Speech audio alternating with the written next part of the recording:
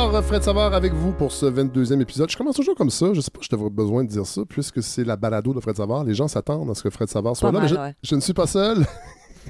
Oui, 22e épisode. Hélène Faradji. Allô, Fred. Bonjour. Ça va? Oui, vous avez passé une belle relâche? Une relâche dans le bois. Vous étiez pas là la semaine dernière? Non, loin de tout, dans Oui. le silence, avec les petits oiseaux. La totale. Bravo. Bravo, Merci. bravo. C'est c'est pas une grande tablée aujourd'hui, mais c'est une tablée. Il y a Philippe de Grosbois qui est de retour. Bonjour. Bonjour, Philippe. Ça va très bien. Oui, on a trouvé enfin un rythme de croisière. Vous êtes là chaque mois. Exact. Et voici. Voici Le mois. Le mois est voici arrivé. le mois, ouais. J'ai à ma droite une personne qui n'est jamais venue à la balado, Anthony Glinoire. Bonjour. Bonjour. Je prononce bien votre nom? C'est tout à fait ça. Vous êtes professeur de littérature française à l'Université de Sherbrooke, titulaire de la chaire de recherche du Canada sur l'histoire de l'édition et la sociologie du littéraire. Est-ce que ça résume ce que vous faites? J'ai l'impression que vous en faites encore plus. C'est vrai que j'ai une petite tendance à la dispersion. Oui. Et donc, C'est bien. voilà. bien. Et des intérêts divers. Mais c'est vrai, j'ai eu cette chaire pendant 10 ans et maintenant je suis redevenu prof Ok. à l'Université de Sherbrooke Ok. tout de même. Ce qui est bien. Et vous êtes ici parce que il y a quelques semaines, j'ai parlé, alors que les micros étaient fermés, à Philippe, d'un livre qui s'appelle Q comme complot. Comment les fantasmes de complot défendent le système à l'époque, je pensais que c'était un auteur, Wu-Ming, mais c'est un collectif. Mais en fait, ce livre-là, c'est Wu-Ming 1. Voilà. Wu-Ming 1, donc un des membres du collectif. Et c'est pour ça qu'Anthony Glinoire, vous êtes là, parce que vous vous intéressez pas seulement à Wu-Ming, mais à cette idée de... Comment on peut, pour que les gens comprennent bien, à cette idée de groupe ou en fait, de littérature qui ont un rôle politique ou qui se donnent ce rôle-là.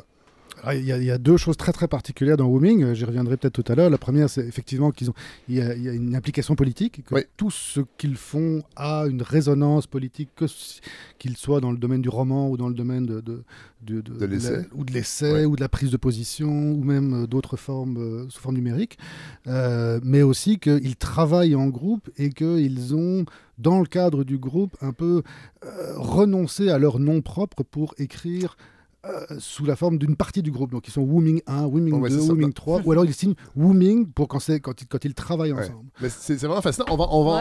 Vous allez nous expliquer tout ça. Et ce livre-là, après ça, Philippe, vous allez un peu nous en parler. Vous l'avez lu.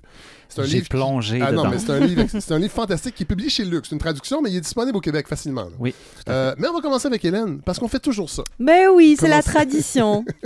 Commencer avec Hélène. Bon, j'ai eu vos extraits. Je devine un peu Ah oui, hein? de quoi vous allez parler, mais je sais qu'il y aura quelque chose. Tout ça s'attache. C'est ficelé, tout est ficelé, évidemment. Mais d'abord, il faut que je vous dise que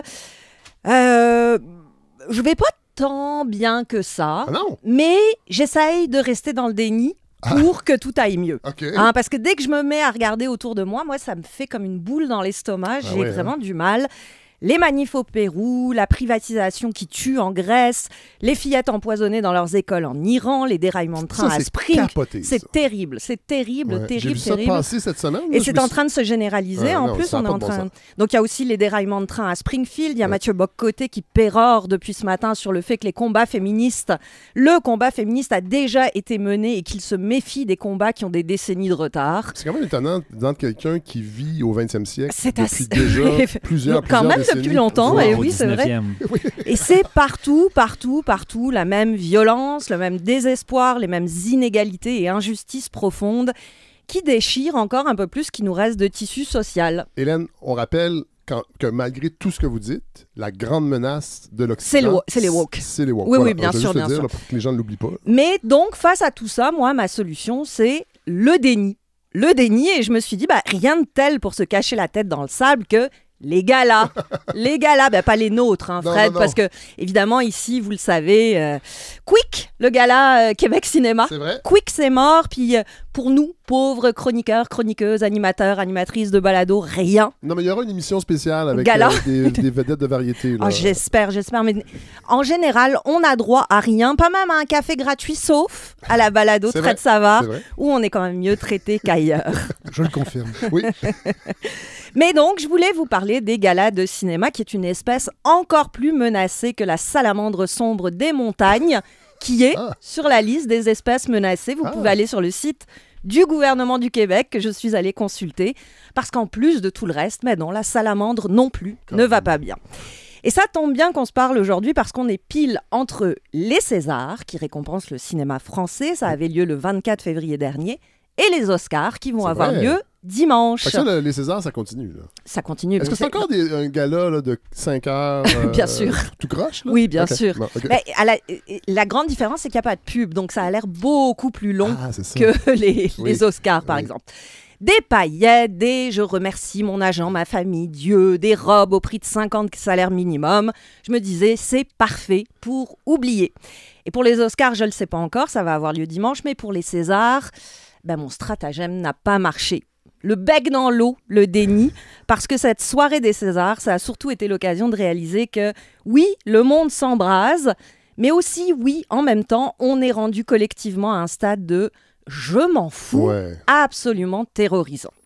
Et comme toujours, c'est dans les moments hors remise de prix des Césars qu'on a pu prendre la mesure de ce qui se passe dans notre monde. Parce que, comme d'habitude, c'est dans les moments les moins scriptés, les plus inattendus des galas, qu'on trouve le plus de fun, nous, spectateurs. Ben oui. Et contrairement aux organisateurs de galas. Voilà, c'est ça. Ils sont toujours sénères un peu. Et ces moments inattendus, d'ailleurs, ils arrivaient très peu souvent avec les iris. Alors peut-être qu'il faut expliquer par cela sa mise à mort. Oui. C'est une idée. Au César, évidemment, ça n'a pas attendu ces moments-là. Alors, je ne vous parle même pas de l'ouverture de la soirée qui était une vidéo de Juliette Binoche sur fond gris, les yeux pleins de larmes, qui nous a expliqué pourquoi la cérémonie était dédiée à l'Ukraine et à tous ses habitants. Et je vous résume, c'est parce que c'est mal la guerre. C'est vrai que c'est pas bien. Ben non, c'est pas bien. Et pendant une seconde, j'ai douté. Je me suis cynique aujourd'hui. Oui, je sais. Je me suis demandé, est-ce que je regarde les Césars ou la cérémonie Miss Monde? Je savais pas, j'étais perdue. Mais je vous parle pas non plus d'un autre très beau moment d'émotion. Celui-là, c'est sincère. C'est un vrai, là. Oui, c'est un vrai, qui nous a été offert par Golshifteh Farahani. Est-ce que vous la connaissez? Non. C'est une actrice franco-iranienne qui a commencé sa carrière en Iran avant d'être forcée à l'exil. À 19 ans, dans les rues de Téhéran, elle a été attaquée à l'acide parce qu'elle n'était pas assez couverte. Heureusement, elle n'a été touchée qu'au bras. Puis elle a été bannie, forcée à l'exil parce qu'elle était apparue pour la promotion du film Mensonge d'État de Ridley Scott en 2008, La tête découverte. Donc interdite de résider dans son propre territoire. Heureusement, la France l'a accueillie. Si jamais vous voulez la découvrir, il y a un film fabuleux de Jim Jarmusch qui s'appelle Patterson. Ah oui, j'ai vu. C'est elle. Ah oui, c'est elle. Ah, ben oui, ben oui. On l'écoute un instant. S'il n'en est plus que 1000, eh bien j'en suis. S'il en demeure 10, je serai le 10e. S'il n'en reste qu'un, je serai celui-là. À mon arrivée en France, ce poème de Victor Hugo m'a embrasé. Ce sont peut-être ces mots qui, pour une grande partie, ont fait de moi une exilée éprise de liberté. Mais il ne s'agit pas de moi. Cette unique personne dont il est question à la fin du poème est aujourd'hui une jeune fille, un jeune garçon iranien qui se bat contre la mort de la conscience humaine, contre la prostitution de juges, contre les religieux qui font frémir l'honnête homme perdu. Wow. C'est beau, hein? Ouais, c'est oui, très, vraiment. très beau. Ça continue encore. Je vous invite à l'écouter en entier. Personne ne peut douter de sa sincérité, de son courage. C'est vraiment un très, très beau moment de cette cérémonie. Mais je veux plutôt vous parler de deux moments, eux, vraiment impromptus, qui m'ont empêché de me draper dans mon si confortable déni. Le premier, nous faire trouver Juliette Binoche. Ah, tiens, que vous avez un petit peu... grande héroïne de la soirée. Au début, vous n'avez pas été fan avec... Non, mais là, je vais être fine avec elle. Je vous plante le décor. C'est Jamel Debbouze qui fait son numéro de maître de cérémonie. Humour, bonne humeur, petite pique attendue. Et il commence à parler du problème de fréquentation des films français en salle en nous expliquant que ça vient peut-être d'un certain manque de générosité des scénarios, des histoires qui nous sont racontées. Et pour illustrer son point, il évoque Avec amour et acharnement de Claire Denis, dans lequel joue Juliette Binoche et Vincent Lindon, symbole selon l'humoriste de ce cinéma d'auteur chiant, prise de tête, qui vide les salles. Sa solution, ajouter des ninjas. Je vous fais entendre. T'imagines Vincent Lindon, il marche comme ça langoureusement vers Juliette Binoche, il se fait attaquer par des ninjas de part et d'autre. Là, il se passe quelque chose. Là, oui. Là, on fait des entrées. Moi, je vous fais le déclic. Juliette? Oui, c'est vrai. Mais je m'attendais pas à cette intervention.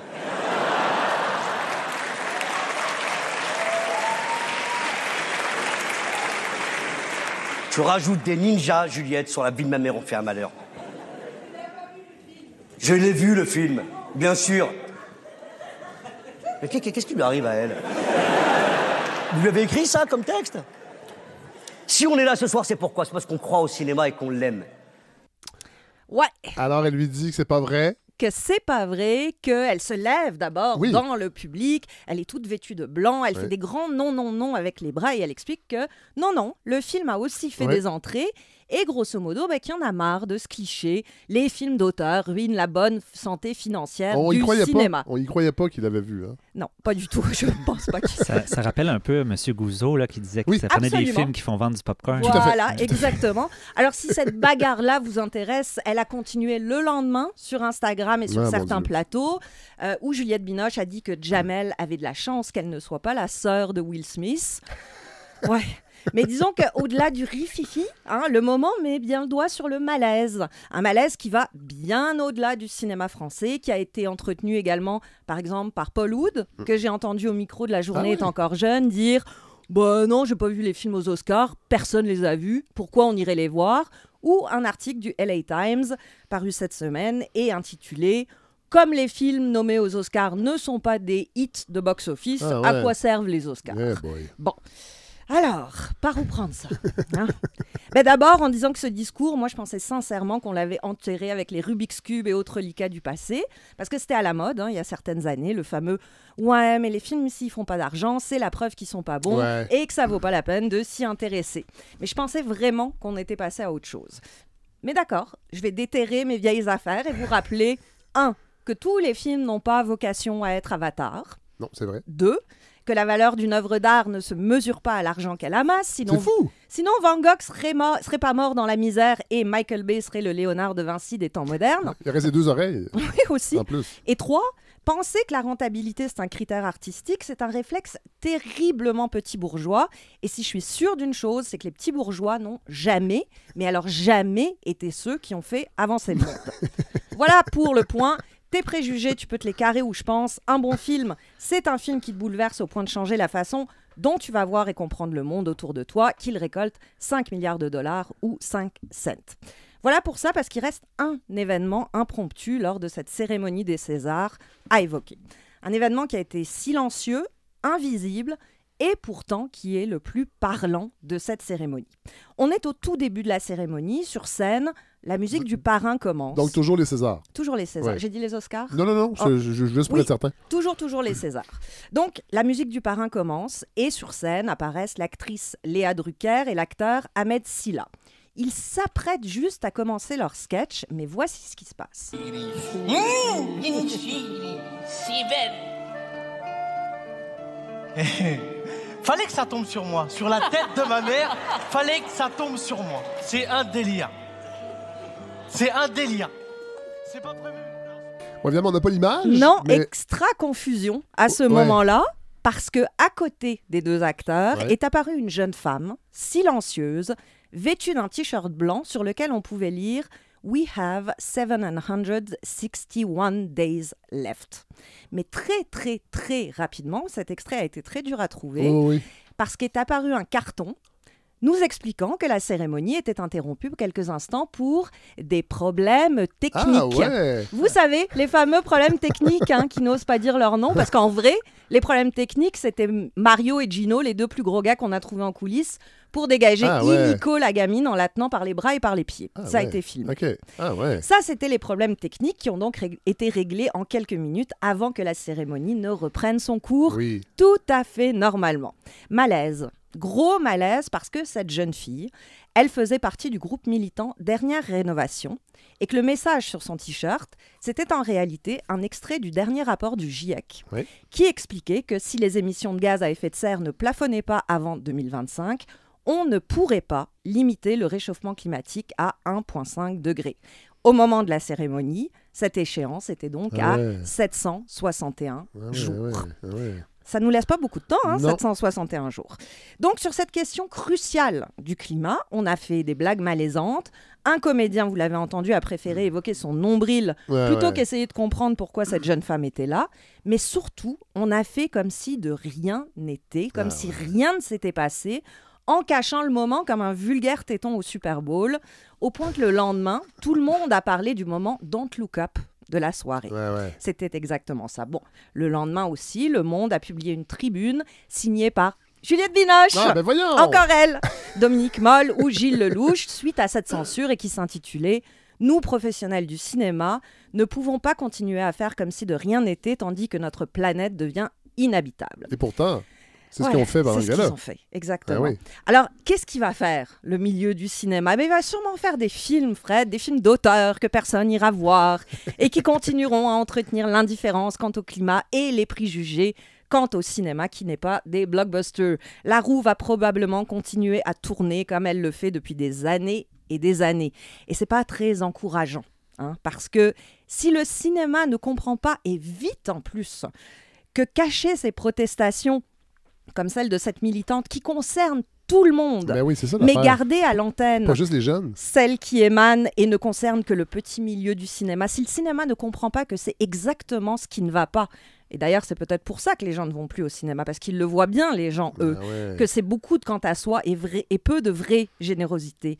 Et bien s'il ne le comprend pas, moi je mets ma main à couper que c'est lui, le cinéma, qui va disparaître, et plus vite encore que la planète, si c'est possible. Merci, Hélène.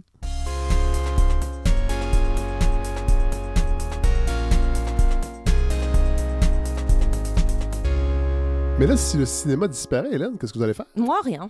Je vais attendre que la planète brûle. Vous allez regarder la planète brûler probablement en mangeant du popcorn? Oui. J'ai mes DVD, là. Je vais regarder mes vieux films. C'est toujours le fun de se réfugier dans les vieux films. J'adore ça, moi. Vous restez avec nous pour mais bien sûr. Prochain segment qui va être très costaud, mais j'ai très très hâte parce que, bon, ce livre-là, Q comme complot, quand j'ai commencé à le lire, je savais pas que j'allais... J'étais pas sûr si j'allais en parler à la balado. Évidemment, mes lectures souvent sont orientées « Ah, ça va être un bon sujet », mais là, j'étais comme « Oh boy, OK, c'est quand même un ouvrage costaud qui va dans plein de directions. » Mais là, en parlant un peu avec Philippe, et sur Twitter, entre autres, vous m'avez mis sur le chemin d'Anthony Glinoire, vous m'avez fait découvrir. C'est la preuve que Twitter, c'est pas juste... c'est pas juste des insultes. Non, c'est ça. Il reste encore des belles choses. On va commencer avec vous, Anthony Glinoire, pour nous expliquer c'est quoi Wooming, comment il se situe dans le monde littéraire. Je sais pas par où commencer, en fait. Oui, vas-y. Moi, j'ai une question. Est-ce que ça veut dire quelque chose, Wooming? Est-ce que ça a une signification Alors oui, mais même ça, c'est un peu mystérieux. C'est fou. Il y a deux possibilités pour l'interprétation de ce que veut dire Wooming. Ça pourrait être ça pourrait vouloir dire 5 noms, parce qu'ils étaient 5 au début, en mandarin. Oui, c'est ça. Ah oui, c'est ça. Mais une autre possibilité, c'est que ça veut dire anonyme, dans une autre traduction, donc du mandarin vers l'italien. Parce qu'il faut bien comprendre que tout le monde de Wooming, c'est des gens qui viennent d'Italie. Oui, c'est ça. C'est un collectif italien. C'est un collectif italien ultra connus en Italie. C'est des gens vraiment extrêmement importants, y compris importants dans le monde du combat contre le néolibéralisme, surtout au tournant des années 2000. Ils ont vraiment été à l'avant-garde de tout ça et très, très, très, très présents. Mais en fait, c'est encore plus compliqué parce que Wooming, pour comprendre d'où ils viennent, il faut partir d'un autre nom. Oui. Et celui-là, je ne sais même pas comment le prononcer. Parce que c'est Luther Blissett. Ouais, Luther Blissett. Voilà. Et c'est un Britannique d'origine jamaïcaine. Oui. Joueur de foot. Joueur de foot qui... Alors, c'est très rigolo parce que c'est un joueur de foot qui est passé par le Milan AC et qui est devenu célèbre... Dans les années 80. C'est ça. Et qui est devenu célèbre parce qu'il était particulièrement bon pour rater les meilleures occasions. On les retient toujours, ceux-là. C'est un peu le Régent Hall du soccer italien, si on pourrait comparer. Et il est resté célèbre pour ça, pour les occasions ratées. Et donc, les gens de Wooming, avec leur sens de la métaphore et de la réflexion sur l'histoire, ont utilisé ça en fait pour se dire, c'est comme métaphorique de l'histoire de la gauche, quoi, de toutes ces tentatives. On aurait dû, mais finalement pas. On n'a pas compté. Et donc ils ont monté ça, au départ ça se passe à Bologne, et il y a beaucoup de collectifs, c'est le moment des squats, on est là dans les années 90. Et ils vont monter ça, et au fur et à mesure, ce projet collectif s'appelle Luther Blissett, ou Luther Blissett, je sais pas comment il faut le prononcer. C'est Luther Blissett, parce que eux, ils sont italiens, donc je sais pas comment ils le prononçaient. Ça va comme ça se développer un peu partout, même y compris au niveau international, et c'est poursuivi, c'est aussi l'époque, en ligne. Et ils avaient un site qui était extrêmement actif, un blog extrêmement actif, très très très suivi dans ces années-là. Et donc ça sert la littérature comme mouvement politique, on peut dire ça? Pas encore. Ils arrivent à la littérature après le projet Luther Blissett. C'est celui-là qui vient finir ça. Et c'est ça qui va nous amener à Q. Il y a un chemin, mais il est entortillé. Mais Luther Blissett, il faisait des canulars aussi. Alors c'est ça. Luther Blissett faisait des canulars et il s'était spécialisé là-dedans, y compris et ça va nous ramener à des choses dont on va peut-être reparler plus tard, ils avaient réussi à convaincre un journal qu'il y avait des tendances satanistes qui étaient reparties dans telle ou telle zone. Et donc, ils avaient lancé un certain nombre d'idées fausses. Leur idée, c'était carrément.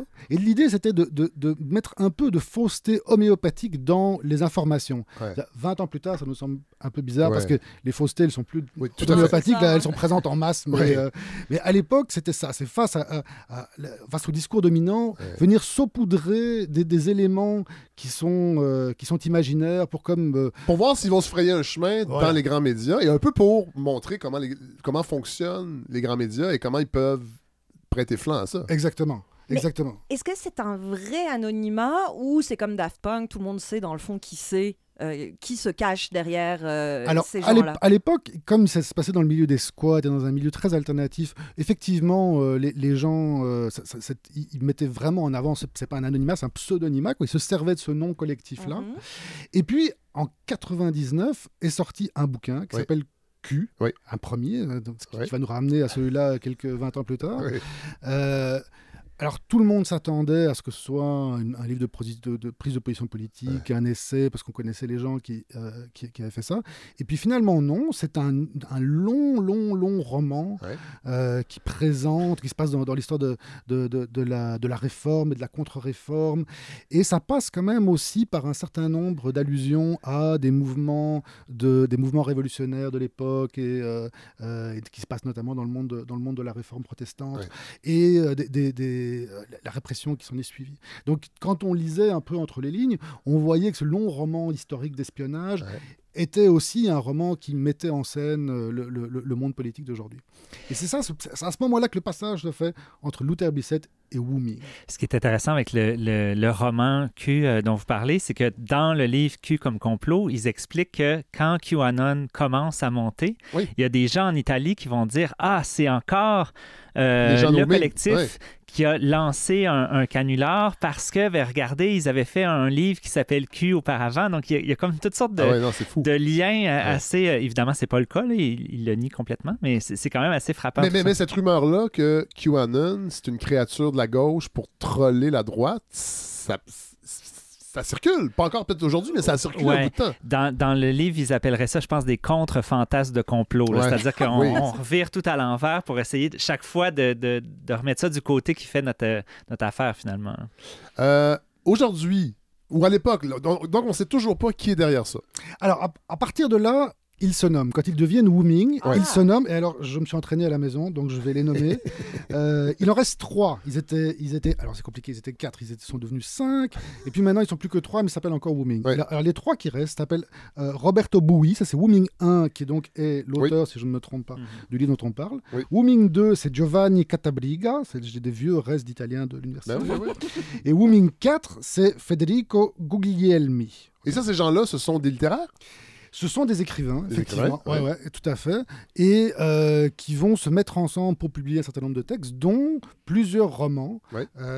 Alors, touchant différents moments de l'histoire. Il y en a un qui concerne la résistance italienne, il y en a un qui concerne un leader Mohawk qui s'appelait Joseph Brand, Manitowana, en 2007, et il y en a un autre qui se passe dans la Venise de la Renaissance. Donc, chaque fois, dans des périodes différentes, dans des lieux différents, mais avec quelque chose de commun qui est que il y a cette intrication entre le politique, l'histoire, la littérature. Ça, c'est toujours présent.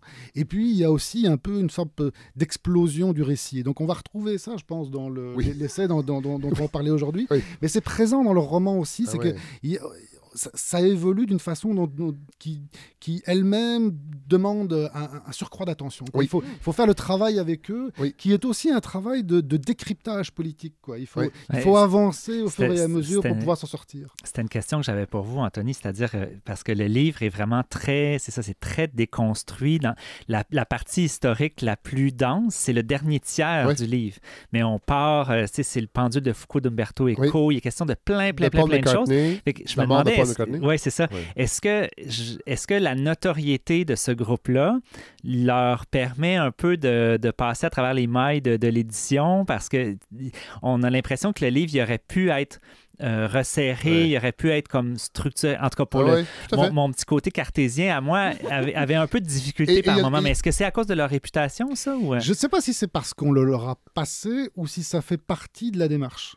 Il y a peut-être un peu des deux. Mais dans le dernier roman qu'ils ont publié, qui s'appelle Prolet Cult, je ne vais pas vous raconter en entier parce qu'on en aura déjà assez avec l'essai, mais il y a le même genre de jeu avec le sens, l'organisation du récit.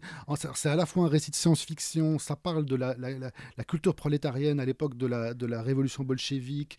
Il y a une histoire de rapport père-fille qui vient se mêler à tout ça. Mais au fur et à mesure, et plus on les suit, plus on arrive à comprendre où ça s'en vient, c'est-à-dire, en l'occurrence, une réflexion sur l'organisation de la gauche, sur qu'est-ce que c'est de monter un mouvement politique, qu'est-ce que c'est de survivre en tant que révolutionnaire. Toutes ces questions-là sont posées, mais j'ai parfois l'impression que le chemin fait partie de la démarche. Ah ouais. Est-ce que ça a une valeur littéraire ?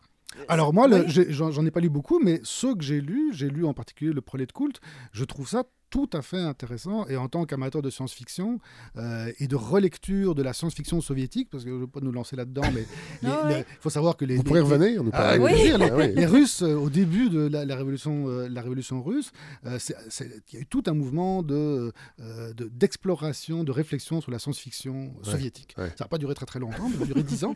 Et donc, Wu Ming vient réfléchir à ça aussi.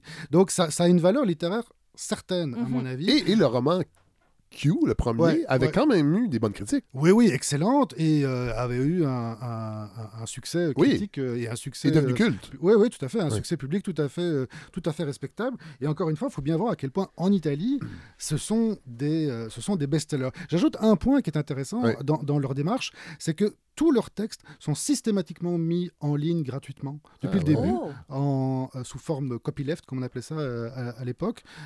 Et donc, on peut retrouver le texte de tous leurs romans, en tout cas la version italienne. Et normalement, chacune des traductions, il y a une version PDF qui est disponible de tout. Et ça fait partie de leur démarche. Et j'ai l'impression aussi que la conception de Wu Ming, qui moi, en tout cas, m'a interpellé aussi, c'est cette idée que l'intellectuel il y a un engagement dans la société. Il ne fait pas que publier des textes, écrire des romans. Certainement. C'est d'ailleurs le centre même, c'est le cœur de leur démarche. Ils l'ont dit, ils ont fait plusieurs entrevues pour dire le littéraire, c'est une voie pour nous, d'expression de notre engagement politique. C'est une manière de parler, c'est une manière de présenter les choses. Et en l'occurrence, je la trouve particulièrement efficace. On peut peut-être commencer à entrer dans le livre Q comme complot. Puis, Anthony, vous restez avec nous, évidemment, puis vous commentez quand bon vous semble. Avec plaisir. Parce que c'est vraiment un objet, je pense qu'on peut dire ça, un objet littéraire vraiment, vraiment particulier. C'est comme une bête, ce livre-là. C'est 575 pages bien tassées. Mais ça, c'est pas de la fiction.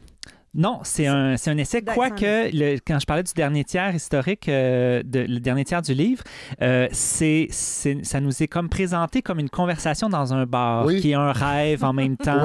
C'est un rêve qui se passe en 2020, mais dans les années 70 en même temps. Bon. Puis il y a des ruptures de ton. À un moment donné, il y a presque plus de ponctuation. Il y a des chapitres où il y a des paragraphes complets sans ponctuation. C'est vraiment, c'est très très éclaté. C'est pas un livre qui est nécessairement difficile à lire au sens où il est très théorique, mais c'est une lecture qui est exigeante parce que... Je dirais pas que c'est un page-turner de vacances, mettons. Non, ça peut prendre plusieurs fois. On peut le séparer en plusieurs morceaux, mais... Bon, on commence peut-être avec des éléments plus critiques, mais moi, j'ai trouvé que c'était un livre qui était hyper intéressant. J'ai appris une quantité incroyable de choses. C'est un livre qui nous donne, entre autres, une des vertus, je dirais, ça nous donne des clés de compréhension vraiment utiles pour saisir un peu ce que c'est que le complotisme, même si c'est pas le terme complotiste. Wu Ming-un n'aime pas vraiment ce terme-là. C'est vrai. Il dit, dans le fond, c'est devenu un peu une étiquette qu'on lance à n'importe qui s'oppose un peu à la marche du monde. Mais moi je n'ai pas ce malaise-là. J'aime bien le terme de complotisme. Mais bref, ça nous aide à comprendre tout ça. Par exemple, de parler de fantasmes de complot plutôt que de théorie du complot. Donc, le sous-titre du livre, c'est « Comment les fantasmes de complot défendent le système ». Donc, d'abandonner un peu le terme de théorie parce que théorie laisse entendre un peu une démarche scientifique. Tout à fait. Derrière, alors que finalement, c'est ça, c'est plus de l'ordre du fantasme, c'est de l'ordre de quelque chose qu'on projette, qu'on imagine. Et c'est pas pour rien que le cinéma, les séries, enfin la fiction en général, ont tellement aimé les complots. C'est de l'ordre de... Oui, mais c'est du fantasme. Tout à fait. Ça a quelque chose d'excitant, il faut le dire. D'ailleurs, vers la fin, il parle de la première saison de True Detective, que moi, j'ai pas vu, mais que ça a l'air qu'il y a plusieurs des éléments de QAnon qui sont là, en fait, qui sont dans cette série-là. Puis ça, c'est 2014. Puis on a grandi avec X-Files aussi. Oui, c'est ça. Exact.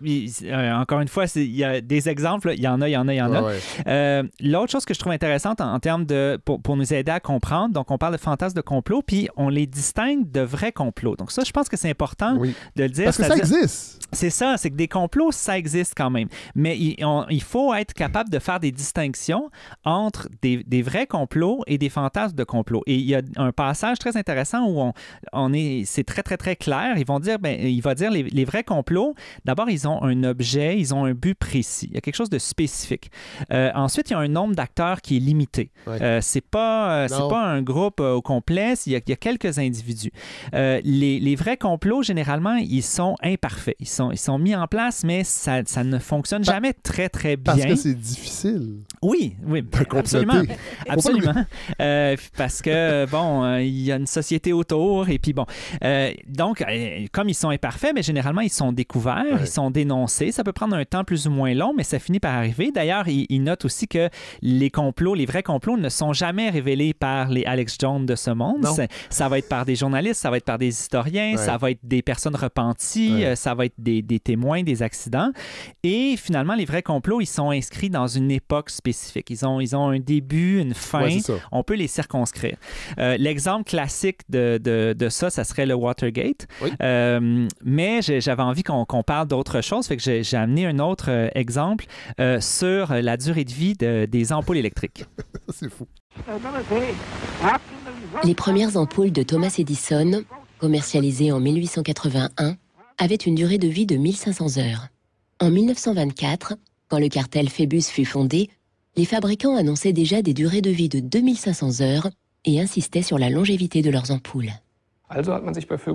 Donc, chez Phébus, ils ont pensé qu'il fallait limiter la durée de vie des ampoules à 1000 heures. Moi, j'avoue, Philippe de Grosbois, j'ai tendance à me méfier des documentaires qui utilisent du piano. Mais là, vous me certifiez que c'est vrai, cette histoire-là. Oui, et c'est un très bon documentaire. Je le recommande en passant. Il est disponible sur YouTube. Ça s'appelle « Prêt à jeter ». C'est un documentaire sur l'obsolescence programmée. Et donc, on part avec cette idée-là de l'ampoule électrique parce que là, on parle de 2500 heures, mais il y avait des ampoules électriques qui duraient quasiment une... Il y en a qui... Ils ont déjà célébré le centenaire d'une ampoule électrique dans une caserne de pompiers, tout ça. Mais il y a un groupe, donc on appelle le groupe Phébus, un cartel, qui se rencontre en disant, ben là, on va fermer boutique parce que nos ampoules durent trop longtemps. Et donc, il y a une entente qui est faite entre ces producteurs-là d'ampoules de dire, on va réduire la qualité du fil pour que l'ampoule dure 1000 heures et qu'après ça saute. Donc ça, c'est un vrai complot. Puis ça correspond assez bien aux caractéristiques que j'ai nommées tantôt. Donc, un but précis, nombre d'acteurs limité, on est capable de le mettre en lumière. À l'inverse, les fantasmes de complot, ils sont flous, ils sont dispersés. Leur but est souvent très vaste, donc dominer le monde. Oui. On parlera tantôt des complots judéo-maçonniques ou judéo-bolcheviques. Le but, c'est de dominer le monde.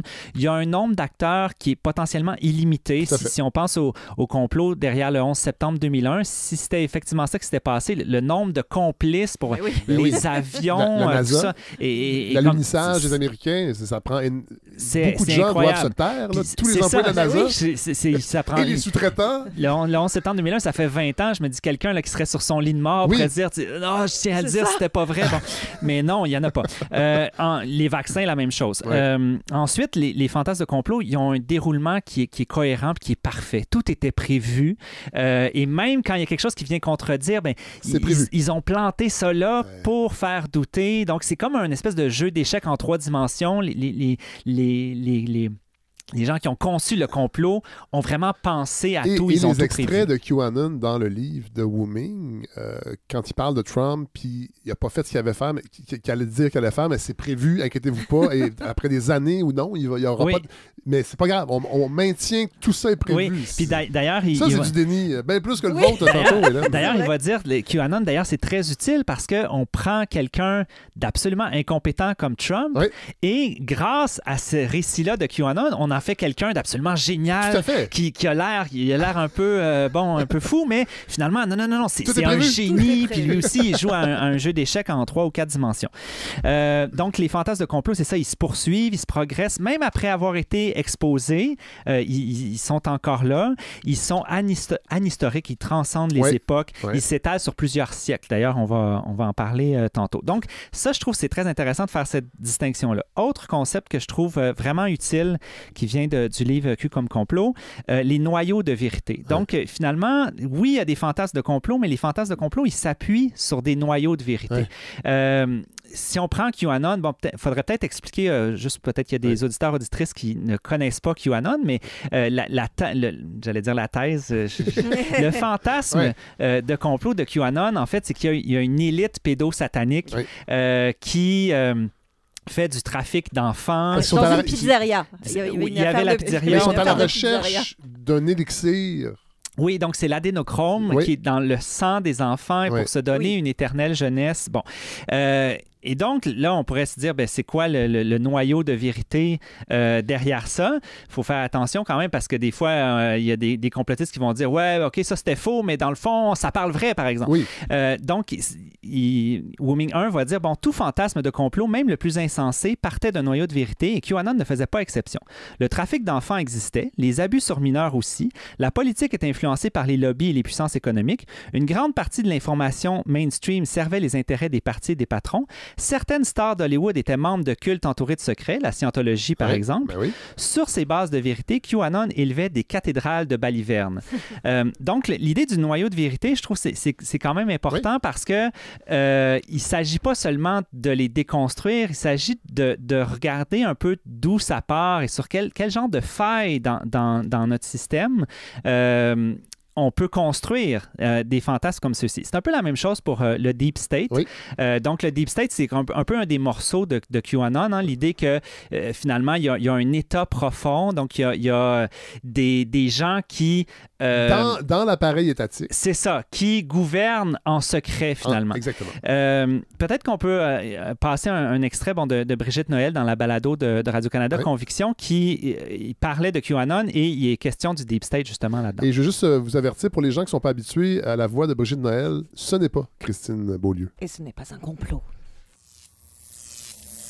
Q, c'est un être mystérieux qui prétendait être un proche de l'administration Trump. Et selon la mythologie du groupe, Q, c'était un bon samaritain qui voulait révéler les secrets du gouvernement américain pour faire la lumière sur les vrais rouages du gouvernement, donc sur ce prétendu deep state, cet État profond qui contrôlerait le monde. Mais c'est pas juste QAnon qui évoque l'idée d'un État profond. Trump lui-même parle de cette supposée menace à la démocratie, ce que d'autres appellent simplement la fonction publique ou les contre-pouvoirs habituels.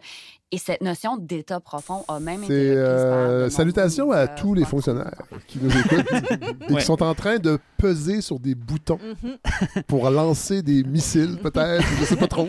Mais en fait, ce que je trouve un peu problématique dans cet extrait-là, même si la balado est quand même assez intéressante, Brigitte Noël fait du très bon travail d'enquête par ailleurs, mais ce que je trouve problématique, c'est que, dans le fond, de dire, le Deep State, c'est les complotistes qui imaginent des choses, puis finalement, c'est un gros fantasme, mais en fait, là aussi, il y a un noyau de vérité, je pense qu'il ne faut pas négliger. Je vous lis un autre passage de Q comme complot. Il dit, l'État profond était une description caricaturale des intérêts de classe qui influençaient et façonnaient l'action des gouvernements et de l'État. L'État profond est ce lieu où les industries milliardaires, les agences gouvernementales qui devraient les réguler sont gérées par les mêmes personnes qui passent continuellement par la même porte tournante, ce lieu où les agences extrêmement secrètes comme la NSA opèrent en collaboration avec des compagnies de la Silicon Valley indifférentes aux préoccupations éthiques, ce lieu où le système électoral est tellement corrompu que la majorité des Américains désespèrent de pouvoir le récupérer jamais. Ça, il y a une citation là-dedans de Hannah Merlan. Donc, le Deep State, on ne peut pas dire que c'est juste la fonction publique. Le FBI, la CIA, la NSA... de dire que ces gens-là, c'est des fonctionnaires. Je veux dire, le FBI, c'est une police politique. Ils ont enquêté sur Chaplin, ils ont fait COINTELPRO, ils ont essayé d'intimider Martin Luther King. Plus que des fonctionnaires. La CIA, c'est un agent de l'impérialisme américain. La NSA, c'est la plus grande agence d'espionnage dans le monde. Donc, on passe à côté de quelque chose si on laisse entendre que, dans le fond, tout ça, c'est un peu des délires, puis c'est la fonction publique. Mais c'est que ça met sur le même pied les dirigeants d'agences comme la CIA et la personne qui est au guichet d'accueil de l'immatriculation des voitures. Non, en ce moment, il ne faut pas dire ça. Non, c'est vrai, ils sont en Floride, il paraît. C'est une nouvelle. Donc, c'est ça. Faire quand même attention à ça. Peut-être un autre élément aussi de clarification, c'est, dans le fond, la thèse du livre, c'est que pour Rooming 1, les fantasmes de complot, c'est une diversion. Donc, je disais, le sous-titre, c'est comment les fantasmes de complot défendent le système. Si on prend le capitalisme, le capitalisme, c'est pas un complot. C'est un système qui se reproduit. Il y a des acteurs, évidemment, qui participent à sa reproduction, qui ont une influence, qui ont une agentivité, mais c'est pas un complot. On parlait tantôt de l'obsolescence programmée. C'est pas un complot, l'obsolescence programmée. C'est comme ça que le système est structuré. Et ça répond à certains intérêts qui vont un peu au-delà de la volonté de certains puissants ou de certains méchants. Parce que c'est ça que les fantasmes de complot vont faire. On va cibler des individus plutôt que de regarder un fonctionnement qui serait plus institutionnel ou systémique. Donc, c'est pour ça qu'il va dire que, dans le fond, les fantasmes de complot font diversion. Moi, je trouve quand même que c'est le concept de diversion, c'est peut-être le plus faible dans le sens où la diversion, déjà, ça implique qu'il y a comme une intention, donc ça implique qu'il y a peut-être un peu quelqu'un derrière qui, alors que c'est pas ça qui défend. Chez les complotistes, non. Non, c'est ça. En fait, les gens qui ont ces fantasmes de complot ne font pas diversion parce que leurs activités de tous les jours seraient servies par leur fantasme. C'est ça que vous voulez dire, en fait. C'est que je trouve que de parler de diversion, c'est comme s'il y avait une machination derrière en disant on va lancer un fantasme de complot, puis ça va occuper les gens. Fait que j'aurais aimé ça avoir un petit peu plus de détails sur comment ça fonctionne exactement, cette mécanique-là de la diversion. Ça, c'est les 100 pages que l'éditeur a coupées. Peut-être. Je pense pas qu'il y a eu beaucoup de pages coupées. Oui, c'est ça. J'aurais peut-être fait d'autres choix, mais c'est pas grave. Point que je trouve vraiment hyper intéressant, puis Anthony, tantôt, vous parliez des éléments historiques qu'ils amènent souvent dans leur œuvre, dans leur démarche. Pour moi, c'est une des grandes contributions de ce livre-là, d'aller plonger dans les racines historiques du complotisme contemporain. Souvent, les médias d'information, on passe très peu de temps à historiciser ces problèmes-là, que ce soit la désinformation en général ou le complotisme. On va faire des mentions dans l'histoire, mais généralement, c'est des mentions d'usage, c'est des anecdotes, c'est des histoires un peu ludiques. On va souvent parler de... D'ailleurs, vous ignoriez ce ce fantasme du complot de la mort de Paul McCartney, Anthony Vinoir? Absolument. Ça a été la grande découverte de mon année 2023. C'est pas l'affaire où il traverse Abbey Road, puis là, on voit une silhouette. Il y aurait plein d'indices sur plusieurs pochettes des albums de Paul McCartney qui serait décédé dans un accident et aurait été remplacé. En 1966. Ouais. C'est le petit remplacement. Oui, voilà. Oui, c'est ça. Il serait mort en 1966 dans un accident d'auto. Et là, les Beatles étaient un peu en panique en disant, mais voilà, on ne peut pas arrêter. Donc, ils auraient trouvé un sosie. Mais après, ils se seraient sentis coupables et donc, ils auraient laissé des indices un peu partout. Et sonores aussi, dans certaines chansons. On entend I Bury Paul. Je pense que c'est Lucy in the Sky with Diamonds, si on le fait jouer à l'envers. On entend beaucoup de choses dans Lucy in the Sky. C'est ça aussi. On va en parler tantôt de ça. Il y a 2 chapitres complets sur la soi-disant mort de Paul McCartney et comment même Charles Manson est un des adeptes de ce fantasme de complot-là. Philippe, je veux juste fermer cette parenthèse-là, mais ce que moi je savais pas, c'est que ce fantasme de complot est parti d'un obscur animateur de radio, d'une radio communautaire, je pense, du Michigan. Et ça s'est répandu. Lui, puis c'était comme une semi-blague. Là. Je pense qu'il n'était pas très sérieux. Ouais. Et ça part vraiment, c'est parti d'une petite émission de radio au Michigan. D'ailleurs, Woo-Ming 1 va dire ce qui est une des choses intéressantes avec ce fantasme de complot-là, c'est que c'est un des premiers qui est participatif. Parce que QAnon, c'est un fantasme de complot qui est participatif. Ouais. Q faisait des Q-drops, donc des messages un peu énigmatiques. Et là, il y avait une communauté qui passait des heures à essayer de décoder ces messages-là. Et la mort de Paul, c'est un peu la même chose, c'est-à-dire que dans les albums, justement, passer des trucs à l'envers, regarder les couvertures, regarder les paroles, ben il y a une communauté qui s'active autour de ça. Pour en trouver d'autres, peut-être. C'est ça, pour trouver davantage d'indices. Mais quand je parle de racines historiques, on peut aller beaucoup, beaucoup plus loin que ça. Il y a toute une série de liens qui sont faits avec l'antisémitisme, parce qu'il y a une dimension antisémite aussi à QAnon. QAnon va utiliser parfois le terme de Kabbale. Oui. Donc, la Kabbale, c'est un terme qui remonte au 17e siècle, selon Woo-Ming 1, donc un savoir secret juif. Il y a aussi toute la question de l'accusation du sang. Donc, au cœur du fantasme de QAnon, on en parlait tantôt, le sang, mais ça remonte au moins à 1475. Tout ce que je dis là c'est dans le livre. Oui, c'est moi, je connaissais pas tout ça. Là. Donc, 1475, des Juifs sont accusés, ils vont être condamnés à mort parce qu'ils auraient pris le sang d'enfants chrétiens pour préparer leur mets religieux. Donc, on est vraiment très, très proche, finalement, de ce que je décrivais tantôt. Le conspirationnisme moderne, c'est au tournant du 18e, 19e siècle, Augustin Baruel, qui va créer une des premières, il va appeler ça des singularités complotistes, c'est-à-dire on fusionne, finalement, différents fils narratifs. Donc, Augustin Baruel va lier les francs-maçons, les Illuminati, les jacobins de la Révolution française. Les Templiers aussi, je pense. Oui, je pense que oui. Là aussi, ça foisonne. En fait, il va écrire un livre qui s'appelle « Mémoire pour servir à l'histoire du jacobinisme », qui va devenir un best-seller au 19e siècle et qui va nourrir beaucoup. Oui, le 19e siècle, c'est vraiment un moment où ça devient plus fort et ça devient plus fort au sein de l'Église catholique elle-même. Donc, dans certaines publications, Woo-Ming 1 explique que l'Église catholique est en réaction à la Révolution française, aux idées rouges, c'est-à-dire les libéraux, des socialistes qui sont en ascension. Donc, il y a une partie de l'Église catholique qui embarque avec beaucoup d'enthousiasme dans ces fantasmes-là. Le 19e siècle, c'est la période où la figure du vampire aussi devient de plus en plus présente. Oui. Le vampire n'est pas nécessairement juif. Karl Marx va... Pas nécessairement. Non, mais dans le sens que la figure du vampire n'est pas nécessairement une figure juive. Karl Marx va s'en servir pour faire la métaphore du capital.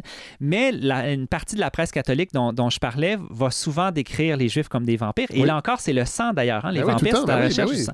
Pourquoi le sang revient toujours selon Woo-Ming 1? C'est que justement, on considère les Juifs comme inférieurs.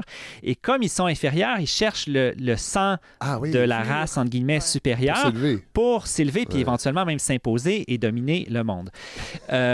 Les protocoles des sages de Sion, donc ça, c'est un faux très connu qui a été publié en Russie en 1903. Donc là aussi, on est dans la même lignée. Ça avait été publié à l'époque pour contrer l'influence des libéraux sur le tsar Nicolas II, donc essayer de ralentir ou d'éviter la modernisation.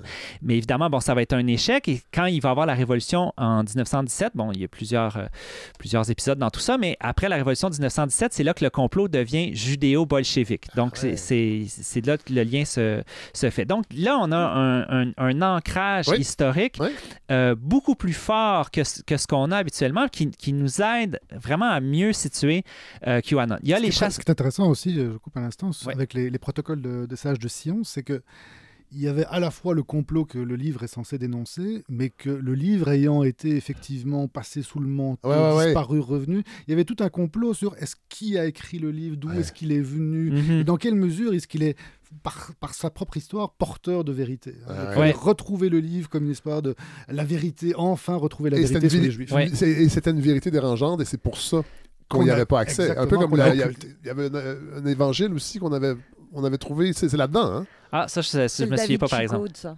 Non, mais ça part d'une idée qui circule, qui nous manque un évangile qui dit des choses, entre autres, sur Jésus, que... Bon, c'est ça. Donc, encore dans le fantasme du complot. D'autres liens aussi, c'est avec la question des chasses aux sorcières. Déjà, avec l'antisémitisme, quand je disais ça donne un ancrage historique, non seulement QAnon, mais aussi ce qu'on a appelé dans la période la plus forte de la pandémie, la conspiritualité. Donc, l'idée qu'il y a dans les conspirationnistes d'aujourd'hui des liens avec la croissance personnelle, des liens avec des formes de spiritualité. Mais c'est pour ça qu'on trouve beaucoup de naturopathes qui devenaient des vedettes pendant la pandémie, des complotistes et qui vendaient des produits aussi reliés. On en avait au Québec, entre autres. Et on a présenté ça comme quelque chose d'un peu inédit, un peu nouveau, un peu insolite. Mais en fait, on voit qu'il y a une trame religieuse dans ce que je viens de donner. Puis la chasse aux sorcières, c'est un petit peu la même chose. Donc, il y a aussi beaucoup de descriptions sur les chasses aux sorcières. Je rappelle au passage qu'il y a aussi un livre, là, Silvia Federici, Caliban et la sorcière, qui a fait un gros travail à ce niveau-là. Mais si on prend les sorcières de Salem en particulier, au 17e siècle, donc il y a 2 jeunes filles qui sont, il faut le noter quand même, la nièce et la fille du pasteur, qui se mettent à accuser des gens de sorcellerie, en commençant avec des gens plutôt en marge, mais qui vont dénoncer des gens qui sont de mieux en mieux placés dans la communauté et qui sèment la terreur. Et personne ose dire mais c'est du délire parce qu'ils ont peur d'être ciblés à leur tour par les 2 jeunes filles. Donc, elles sèment la terreur et Wu-Ming 1 va noter c'est des femmes, des jeunes filles qui accusent d'autres femmes souvent, tout en étant appuyées par des hommes en arrière, qui est une thématique qu'on va retrouver dans la fameuse panique satanique des années 80 et 1990. Donc, c'est un peu là où je voulais en arriver. Peut-être avant d'aller à la panique comme telle, ce que Wu-Ming explique, c'est que la décennie des années 1970, aux États-Unis en particulier, c'est un vivier de conspiritualité. Donc, un vivier de conspirationnisme avec une dose de spiritualité. Donc, je lis un autre passage. Pour le conspirationnisme américain, c'est une décennie décisive. Diverses séquences du génome de QAnon remontent à cette époque.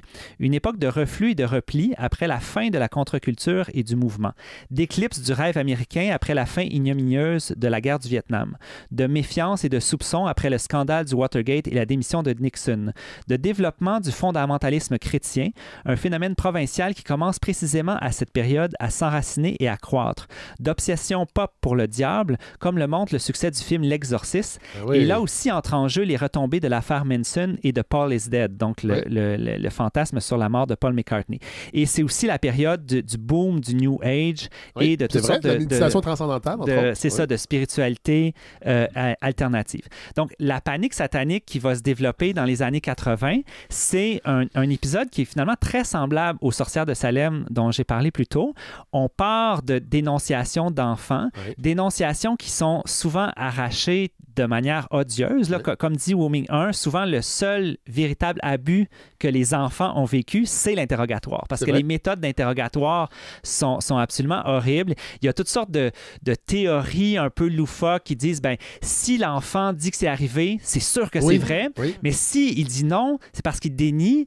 Et finalement, plus le traumatisme est sérieux, plus il va dire non. Donc, plus il dit non, plus c'est vrai. Donc, on est vraiment dans une sorte de délire. Ça, c'est satanique. Une méthode interrogatoire comme ça. Là, vous allez mélanger les gens, par exemple. Parce que, en fait, c'est que l'investigation, c'est qu'on on n'investigue pas seulement sur des abus à l'endroit d'enfants, mais des abus rituels sataniques qui seraient souvent exercés à partir de garderies. Et d'ailleurs, on va parler parfois, quand on va évoquer cet épisode-là, on va souvent nommer ça comme la daycare hysteria, donc l'hystérie des garderies. Notez aussi que dans la panique satanique, il y a aussi l'idée des tunnels et des réseaux souterrains qu'on retrouve dans QAnon. On mentionnait la pizzeria tantôt. L'homme qui est allé dans la pizzeria, j'espère pouvoir en parler tantôt parce qu'il y a des choses intéressantes sur la question de la pizzeria, mais c'est que l'homme qui est allé à la pizzeria commettre ping-pong, dans sa tête, c'est qu'il voulait aller dans le sous-sol, mais la pizzeria n'avait pas de sous-sol. Mais donc, l'idée des tunnels, des réseaux souterrains, ça aussi, ça fait longtemps que ça existe et dans la panique satanique, c'était là. Woming 1 identifie dans cette panique-là une réaction au féminisme. C'est-à-dire qu'on est dans une période où il y a une augmentation de l'emploi féminin et les garderies, on est le lendemain du 8 mars, les garderies, c'était une lutte féministe, en fait, de dire, ben voilà, les enfants vont pouvoir aller en garderie. Et les femmes vont pouvoir travailler, surtout. C'est ça. Donc, il y a une indépendance économique qui peut venir avec ça. Et donc, la panique satanique, on revient un petit peu à la question de la diversion, c'est un peu une manière de ramener les femmes à la maternité, de dire, vous êtes partis là, sur vos idées de grandeur avec votre carrière, mais là, regardez, là, vos enfants sont entre les mains de Satan parce que vous avez manqué à votre tâche. Ce qui est intéressant aussi avec la panique satanique, donc oui, ça montre que les fils narratifs de QAnon, ça remonte à bien avant les médias sociaux. Vous savez, ça c'est quelque chose sur lequel j'insiste souvent, Fred. Il faut arrêter de penser que tout vient des médias sociaux, même si ça joue un rôle. Mais l'autre leçon que ça nous montre, c'est que le complotisme ne vient pas nécessairement des extrêmes, des marges du système, des exclus, des oubliés. La charge de la panique satanique, donc dans les années 80, c'est plus en Amérique du Nord. Dans les années 90, ça va être en Europe et en Italie. Mais la charge, dans les deux cas, elle est menée par des procureurs, par des juristes, par des psychologues, quand je parlais des méthodes un peu douteuses avec lesquelles on interrogeait les enfants, et aussi par des journalistes. Et c'est là aussi que le Luther Blissett Project entre en scène, c'est que justement, les canulars qu'ils vont faire, c'était justement pour montrer que certains médias étaient complètement... Ils avaient bu le Kool-Aid, si c'est pas qu'ils l'avaient préparé, en fait. Là, c'était plus que l'avoir bu. Et donc, ils vont lancer un peu des ballons. Ils envoient des choses. Ils vont troller les journaux. Absolument. Il y a des trucs complètement fous. C'est qu'ils envoient, ils disent « Ouais, on a une vidéo, machin. Mais là, si vous voulez l'exclusivité, il faut que vous nous donniez un signe. Donc, publiez dans votre prochaine édition, écrivez les mots sinistre maison paysanne et comme ça, on va savoir que vous acceptez. Et ils vont le faire. Les médias vont le faire. Ils vont écrire sinistre maison. Donc, Philippe, j'ouvre une parenthèse. C'est arrivé dans quelques jours, cette histoire-là, ici au Québec. Un journaliste a fait une blague sur la réécriture possible des Astérix Obélix suite à la réécriture des James Bond et de bon. Et un chroniqueur, Jean de Montréal, que je ne nommerai pas, on va dire que son prénom commence par Ri et son nom de famille par No, en a fait une chronique à partir d'une blague d'un autre journaliste sur un fait réel. Il a tellement envie de croire. Ben oui, c'est ça. Oui, ben les gens souvent veulent... Là aussi, je trouve, des fois, on a une vision un peu simpliste, c'est-à-dire qu'il y a des gens qui sont bernés, mais les gens veulent croire tout le scandale autour de Fox News en ce moment. C'est vrai aussi. Donc, qui est poursuivi. Oui, c'est ça. Fox News est poursuivi par Dominion Voting Systems, donc qui est une entreprise qui fait des systèmes de vote. Et ils ont été beaucoup accusés dans l'idée que l'élection, finalement, de 2020, c'est Trump qui avait gagné. Oui, une élection volée. Dominion a été beaucoup ciblé, et notamment par Fox News, en disant, regardez, c'est à cause d'eux, si l'élection a été votée, c'est eux qui ont truqué, ou ils sont complices dans tout ça. Donc, Dominion poursuit Fox News, et dans le cadre de cette poursuite-là, il y a des textos, des messages, des emails d'employés de Fox News, et même, ça va jusqu'à Rupert Murdoch. Oui, c'est ça, les grandes vedettes. Et dans le fond, ce qu'ils disent, c'est qu'ils disent nos codes d'écoute sont en train de baisser parce qu'on n'embarque pas dans la thèse que l'élection a été volée. Donc, on va nourrir. Mais ce que moi, ça me dit, c'est que dans le fond, les gens qui écoutaient Fox News, c'est pas juste qu'ils étaient passivement berné. Ils sont pas en train de dire ce que moi je pense. Donc, je m'en vais, puis je m'en vais à une autre station encore plus extrême. Ouais. Et c'est qu'en fait, on cherche des choses pour valider ce qu'on pense. C'est qu'il y a des intérêts politiques. Et c'est ça, je trouve, qui est une des grandes vertus de ce livre-là, c'est de voir à quoi ça sert finalement, quel rôle ça joue. Je ne sais pas, Fred, si vous voulez amener la question de la panique satanique au Québec. Je finirai avec ça. J'y reviendrai si vous avez... Je ne sais pas si vous avez terminé. Non, mais... Okay, c'est parce qu'on va finir. OK, parfait. On va finir avec ça. Peut-être pour finir là-dessus, c'est justement, je trouve, l'importance d'une analyse politique du complotisme, d'aller au-delà des explications souvent technologisantes, de dire c'est à cause des médias sociaux. Bon, je pense qu'on a quand même assez démontré que ça va avant ça. Non, mais il faut le répéter, Philippe, parce que je le vois passer régulièrement sur les médias sociaux. Souvent des journalistes qui disent, regardez, l'emprise des médias sociaux nuisent à notre travail, mais vous l'avez montré.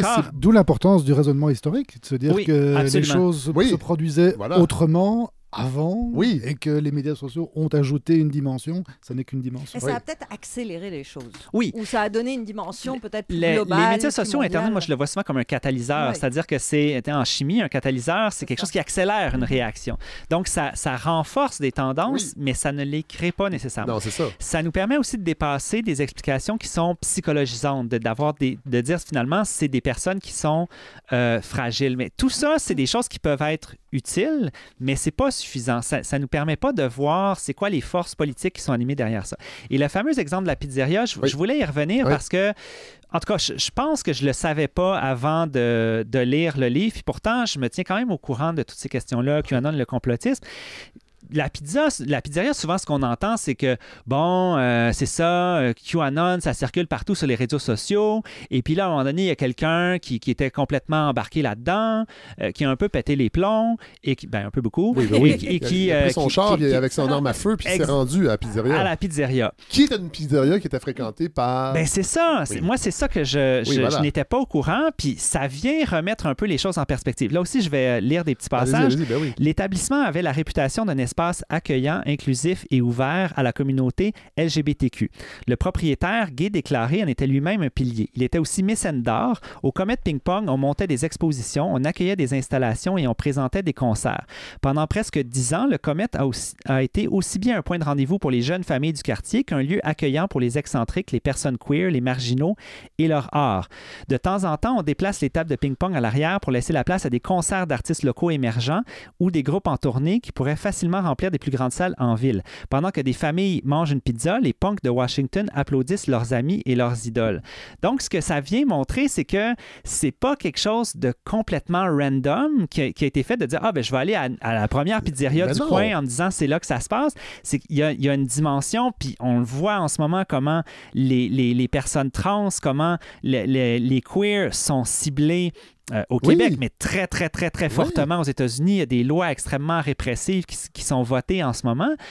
Donc, ce complotisme-là, il répond à des objectifs politiques d'une certaine frange de la société. Et on a fait une blague en début d'épisode sur un sociologue qu'on ne va pas répéter son nom, mais qui a cette marotte, cette obsession de la diversité, que c'est une idéologie.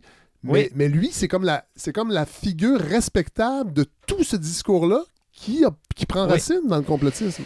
Non seulement... Je ne veux pas l'accuser de complotisme, mais il nourrit ces gens-là, puis je pense qu'il le sait très bien. Il y a certains chroniqueurs, il n'y a pas seulement que lui, qui emploie une rhétorique complotiste. Voilà. Cette semaine, on parlait d'intersectionnalité, il y avait des débats beaucoup là-dessus, et il y a vraiment l'idée qu'il y a des acteurs qui veulent... qui ont intérêt à implanter ça. Et on a suggéré... C'est une idéologie qui ne dit pas son nom. C'est ça, qui se dissimule. Il a utilisé ça. Finalement, on se dissimule dans les universités. C'est une idéologie qui se dissimule. D'autres laissent entendre que finalement, c'est les islamistes qui vont se servir de ça pour remettre en question la loi 21. Et encore là, ça, c'est pas des exclus, c'est pas des marginaux, c'est pas des oubliés du système qui véhiculent ça. C'est des chroniqueurs dans les principaux médias du Québec. Et tous ces propos sont pas prouvables. Non. On peut pas. On pose des questions. On peut pas trouver l'adresse du complot islamo-gauchiste parce qu'il est partout. Mais on pose des questions, on se demande, c'est ça la rhétorique complotiste, on se demande à qui profite le crime.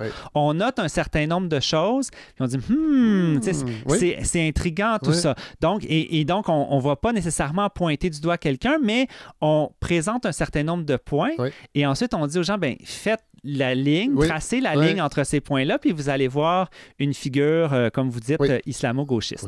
Peut-être dernière chose, c'est aussi dans les leçons de ce livre-là, puis j'invite les gens à lire parce qu'on a passé tellement de choses. Là, il y en a beaucoup plus qu'on n'a pas abordé. Vraiment beaucoup. Mais peut-être la dernière leçon, c'est pourquoi le debunking, selon Wu-Ming 1, ne fonctionne pas. Donc, debunking, ou ça peut être le fact-checking.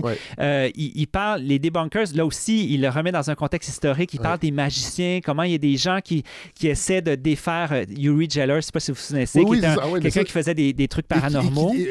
En fait, il parle de magiciens qui, dans leur numéro de magie, montraient leurs trucs. Puis il dit ça, c'était une hérésie à l'époque, mais c'était très, très... Oui. Et il y en a brillant, en fait.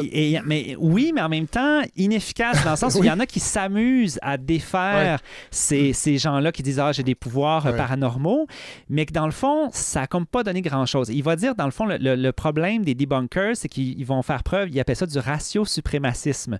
Donc, une confiance excessive dans la logique, dans la raison, et de voir, finalement, dans le problème, essentiellement une lutte entre la science et l'ignorance. Il explique, il y a souvent des belles formules, il explique que ça mène au syndrome du perceur de ballon. Alors, le syndrome de perceur de ballon, c'est celui qui arrive à la fête puis qui s'amuse avec une aiguille à percer tous les ballons en pensant que les gens vont l'applaudir, mais que finalement, il fait juste déranger tout le monde. Le débunker, c'est un peu ça. Donc, il va s'appuyer sur la science, il s'imagine comme un preux chevalier, il va vraiment dire Durandal ou mais en fait, c'est le perceur de ballon dans le party. Il y a un scientisme derrière ça, une croyance excessive en la science. Et souvent, le scientisme s'appuie sur la science, entre guillemets, puis avec un grand S. Et quand on dit la science, souvent, c'est les sciences de la nature. Et on passe outre les sciences sociales, les sciences humaines. Puis justement, le livre Q comme complot, c'est un très, très bel exemple de la contribution des sciences sociales, même s'ils viennent de la littérature, l'aspect historique, l'aspect politique. Et donc, souvent, les débunkers passent par-dessus un siècle de travaux de sciences sociales qui ont montré comment l'adhésion à des idées, nos convictions, nos valeurs commencent à se développer. Il y a des gens qui ont étudié. Oui. Et là, on passe par-dessus ça, puis on revient à René Descartes et puis la Pascal, raison. Et on travaille très peu sur les noyaux de vérité. Donc, je reviens à l'idée des noyaux de vérité, c'est que finalement, le fact-checking, si on ne travaille pas sur les noyaux de vérité, sur qu'est-ce qui finalement nourrit ces fantasmes-là, ce que ça fait, c'est que ça contribue à une certaine forme de désenchantement, de dire, finalement, il n'y a pas d'alternative. Et puis, oui, vous pensez qu'il y a des riches et des puissants qui vont contre vos intérêts, mais finalement, tel fantasme, c'est faux. Oui, c'est ça. Merci, bonsoir. Alors, retournez dans votre médiocrité. Non, mais c'est parce que les gens ont besoin de croire à autre chose. Et c'est un peu ça que Wu-Ming 1 dit. Il dit, oui, il faut déconstruire ces fantasmes de complot-là, mais il faut aussi montrer en quoi ces fantasmes partent de véritables problèmes et nous amènent ensuite sur des fausses pistes. Donc, une véritable lutte au complotisme passe par la lutte aux défauts structurels des structures sociaux, des systèmes sociaux, et notamment le caractère autodestructeur du capitalisme. Il faut être capable de nommer ce problème-là. Là aussi, on pourrait développer là-dessus. Donc, il appelle ça l'homéostasie du système. Et finalement, autant les fantasmes de complot que le debunking contribue un peu à maintenir le système tel qu'il est. Et c'est plus là-dessus qu'il faut travailler si on veut défaire la force de ces fantasmes-là. Vraiment un livre passionnant. Et là, on va terminer avec un segment sur le satanisme parce que ça m'a ramené à une époque que j'avais oubliée de mon secondaire. Le père Régimbald. Là, je suis pas sûr que ça a eu une grande résonance partout au Québec. Moi, j'ai fait mon secondaire en partie à Granby, au séminaire du Verbe divin. Ça s'appelait comme ça à Granby. Wow. Qui était l'école du Verbe divin, mais c'était un séminaire. Et à l'époque, il y avait la panique morale autour du satanisme qui était incarnée au Québec par une figure qui s'appelait Jean-Paul Régimbald, le père Régimbald, qui était un prêtre catholique né en Ontario, rattaché à la communauté des Trinitaires, communauté qui existe toujours. prédicateur, a fondé un centre de retraite à Granby qui était du mouvement catholique charismatique, donc un mouvement quand même à droite. Et lui était un conspirationniste. C'est un des premiers au Québec à avoir parlé des puces électroniques qu'on allait installer. Ah oui? Oui, tout à fait. Il a écrit des livres, il a dénoncé le pouvoir des Illuminati, qui était une secte gnostique manichéenne issue du 33e degré. C'était son propos. Il a écrit des livres là-dessus. Dénonçait le capitalisme, dénonçait le libre-échange, dénonçait Milton Friedman, les placements boursiers. Et c'est ça. Annonce qu'un jour, on aura tous des puces sous-cutanées, mais s'occupe aussi du salut des âmes des jeunes et a écrit des livres sur les messages sataniques qui étaient contenus dans plein de chansons. C'était des messages en l'envers. Et là, je vais aller vous faire entendre. Je suis allé chercher des extraits que j'ai trouvés sur une émission de télé communautaire. Génial. On va aller écouter ça. Père Jean-Paul, qu'est-ce qui vous a amené à vous intéresser à la musique des jeunes, la musique rock'n'roll? C'est que j'ai été confronté dans l'espace de quelques mois par 18 cas de suicide. Parmi les victimes, il y avait 11 garçons et 7 filles âgés de 14 à 23 ans. Lorsque j'ai fait l'étude des causes qui avaient conduit à ces suicides, j'en ai relevé un certain nombre. Par exemple, des jeunes qui venaient de foyers séparés, divorcés, d'autres qui avaient connu des traumas familiaux, d'autres qui avaient connu des difficultés scolaires. Mais le seul élément qui revenait dans les 18 cas, et je tiens à le dire, c'est que les 18 jeunes en question écoutaient en moyenne de la musique rock'n'roll plus de 5 heures par jour. Et lorsque j'ai fait l'analyse du contenu, je trouvais bizarre que les 18 écoutaient le même genre de musique. C'est à ce moment-là que j'ai pris connaissance d'une recherche qui avait été faite par le pasteur Greenwald. Et je me suis mis à faire l'analyse des disques et j'ai découvert qu'il y avait en renversé un message masqué. Ce message masqué qui a pour effet d'inciter les jeunes soit au meurtre, soit à la violence, soit au suicide, soit à l'usage de la drogue, soit encore à toute forme de violence.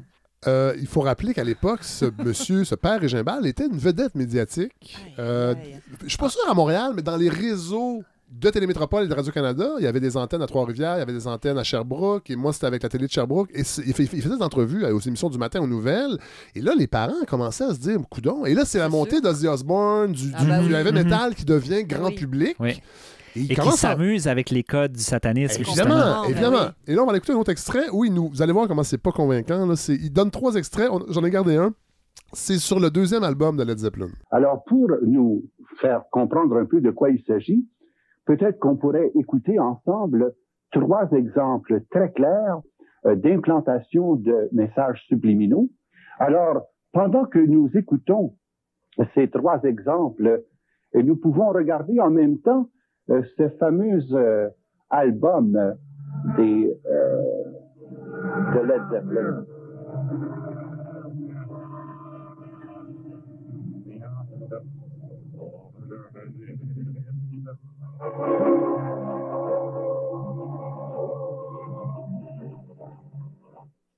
Maintenant que vous avez entendu la version normale, voici en renversé le message subliminal qu'il est très facile d'entendre.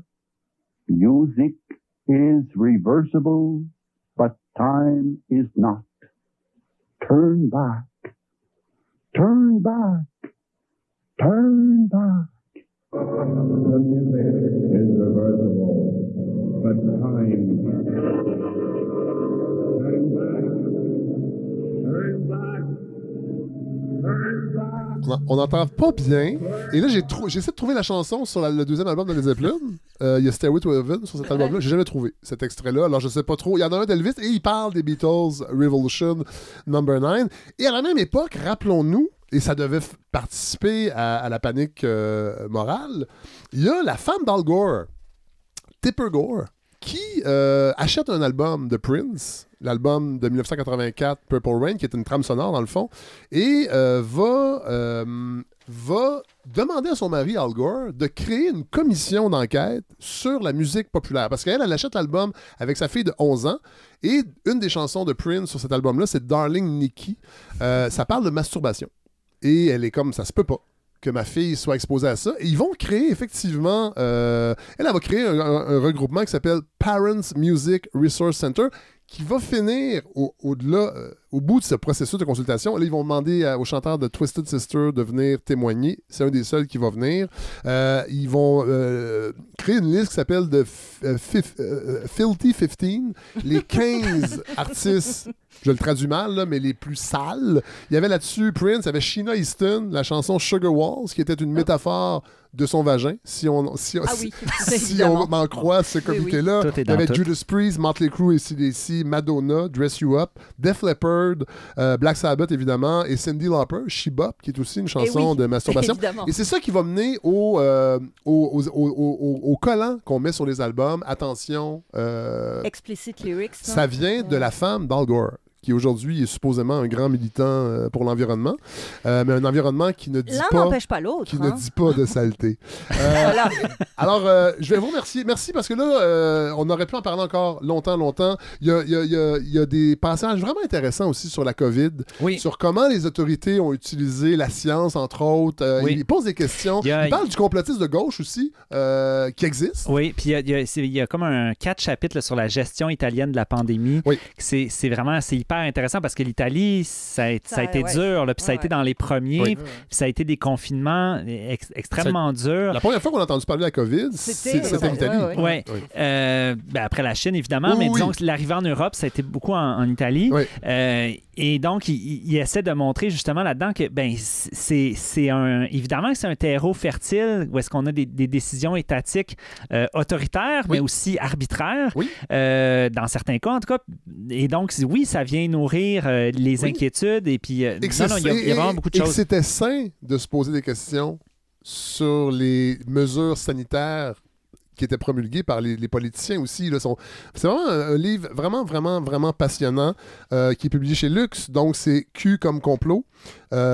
Évidemment, comme à chaque épisode, je vous le dis, vous vous procurez ce livre chez un libraire indépendant et non pas chez Costco parce qu'il ne sera pas là. Mais chez Costco, vous aurez des crises de gros pots de mayonnaise. Je salue aussi le travail de traduction. Anne Ishnoz et Serge Kadrupani. Oui, vraiment. Très, très bien traduit. Puis d'ailleurs, Wu-Ming, à la fin, les remercie. Peut-être qu'il parle français aussi, je sais pas. Oui, alors Serge Kadrupani, c'est un auteur de polar, et donc, mais qui est aussi une figure de la gauche en France. Donc, OK, d'accord. Tout est dans tout. Anthony Glunaire, merci d'être venu nous parler un peu de ce collectif. On aura peut-être l'occasion de se reparler. Je vous mets dans mon... Rolodex. Dans mon Rolodex. J'en suis honoré. Oui, ça serait vraiment un plaisir de vous retrouver. Hélène, toujours un plaisir. Moi aussi. Philippe de Grosbois, on rappelle, vous êtes prof de sociologie au Collège Annecy et vous êtes notre vigile médiatique. Je pense qu'on peut dire ça avec un grand M. Et on va aller écouter donc la chanson qui, aujourd'hui, fait en sorte que quand on achète des albums, il y a des petits stickers pour nous dire... Soyez prudents, hein? Attention, les propos... Est-ce que vous allez mettre un sticker sur votre... Non, ici, on fait pas ça. On va l'entendre, la fameuse chanson Darling Nikki de Prince.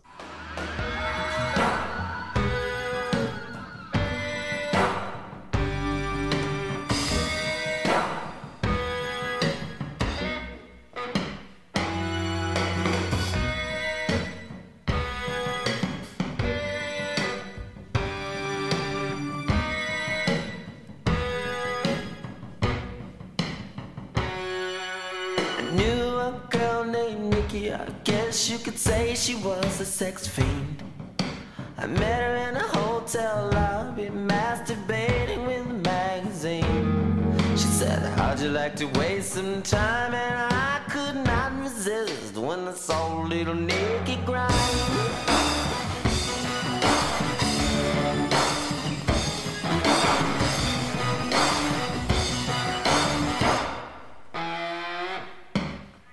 Took me to her castle and I just couldn't believe my eyes. She had so many devices, everything that money could buy. She said, sign your name on the dotted line. The to grind.